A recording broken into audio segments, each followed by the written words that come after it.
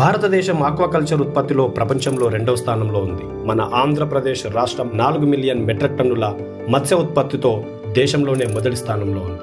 ఇది దేశమంతా ఉత్పత్తిలో 40.9%. గత కొన్ని సంవత్సరాల నుండి ఇప్పటి వరకు ఆక్వా రైతులు రాష్ట్రానికి అలాగే ప్రపంచానికి ఆర్థికంగా మేలు చేకూర్చారు. fishery.news ఆక్వా రైతుల జీవితాలను తెరపైకి తీసుకురావాలనే ఉద్దేశంతో ఆంధ్రప్రదేశ్ ఆక్వా రైతులను కలిసింది. ఈ ప్రయాణంలో వారు తమ ఆక్వా సాగు అనుభవాలను పంచుకున్నారు.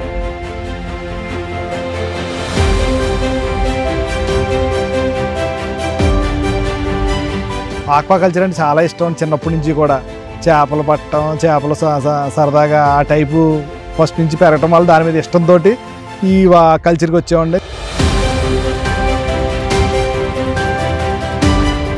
చికెన్ మటన్ మీద ఈ ఫిష్ మంచిదని చెప్తాను. అంటే యాజ్ ఎ ఫార్మర్ కాదండి, జనరల్గా కూడా మనమంతా ఆక్వా రైతులు ఆర్థికంగా బలంగా ఉంటారని అనుకుంటాం, కానీ ఇది కథలో ఒకవైపు మాత్రమే. ఆక్వా రైతులు తమ ఫీడ్ వాడకంతో ఎదుర్కొంటున్న ప్రాబ్లమ్స్ గురించి తెలియజేశారు. అయితే వారు కొన్ని కారణాల వలన ఫీడ్ కంపెనీ పేర్లను చెప్పడానికి వెనకడుగు వేశారు. ఈ ఆక్వాకల్చర్ లో వచ్చినప్పటి నుంచి ఈ రోజు వరకు దీంట్లో ఎత్తుపల్లాలు చాలా ఉన్నాయి. రైతుకి ఆ ధర మనకి ఈ రేటు వస్తుందేనో ధీమా అనేది రైతుకి లేదండి.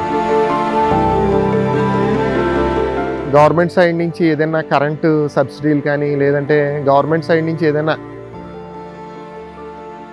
చెరువు మేపెట్టడం ఒక వంతు అయితే రైతుకి, అది అమ్ముకుని డబ్బులు మళ్ళీ తిరిగి మనం తీసుకోవడం అనేది ఒక ఎత్తు. చికెన్తో పోలిస్తే 1000 రెట్లు బెటర్ అండి.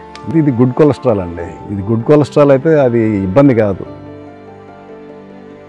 ఇంకా మేము రెండో చేయడానికి మాకు ఆస్కారం లేదండి. మళ్ళీ ఇంటికి వెళ్ళి స్నానం చేసండి, ఫ్రెష్గా మరుసటి రోజు మళ్ళీ కొత్త సినిమా స్టార్ట్ చేసినట్టే స్టార్ట్ చేస్తామండి. అంతేనండి, కల్చర్ ఇంకా అంతకుమించి చేసేది లేదండి. అలాంటి ఆక్వా రైతుల జీవితాలను మీకు చూపించడమే మా ఫిషరీ న్యూస్ యొక్క ఉద్దేశం. మాంసం అంటే చికెన్, మటన్ మాత్రమే అనుకునే వారికి చేపలు, రొయ్యలు కూడా ఆరోగ్యానికి ఎంత మంచివో తెలియజేయాలనుకుంటున్నాం. మరి మా ఈ చిన్న ప్రయత్నాన్ని మీరు ఆదరిస్తారని ఆశిస్తున్నాం. మరింత ఆక్వాకల్చర్ సమాచారం కోసం మేము చేయబోయే నెక్స్ట్ వీడియోలో పూర్తిగా చెబుతాము.